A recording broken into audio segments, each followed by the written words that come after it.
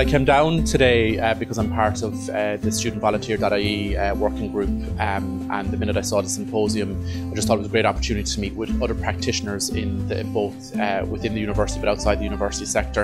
And I just wanted to get a sense of, you know, the challenges they're facing, how they've set up to deal with those challenges, particularly how they're encouraging students to get involved in volunteering. I think the keynote speaker, Claire Holdsworth, she was phenomenal, I have to say straight off. What I'm going to do this morning, I've been doing research on volunteering since about 2008. A lot of what I've heard this morning I'm very familiar with, okay? And I'm going to be pushing you a little bit to think beyond some of these findings. She really genuinely challenged kind of this notion of why we get students to volunteer. It's not all about employability, that, you know, we need to get them to just do volunteer for volunteering's sake. Yes, they get benefits as a result of that, but in reality, be in the moment and enjoy what they're doing. And I have to say that just struck a note for me. If you want to think about the value of volunteering, which you were challenged to at the beginning, the value of volunteering is volunteering itself.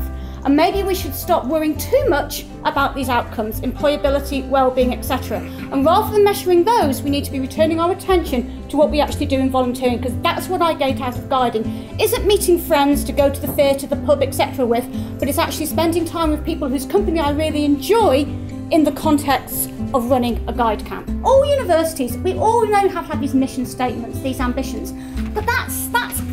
They're printed on fancy piece of paper and they're sort of in the VC's waiting room, etc. But they're pretty meaningless. What matters is the plan.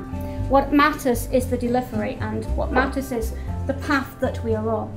Things like student societies and students' unions that have a rich history in our context, but there isn't anyone really getting to publish on them. There's this huge opportunity for us to come together and to drive some peer-reviewed qualitative and quantitative research in this space. Let's have this annually. Let's come together and research.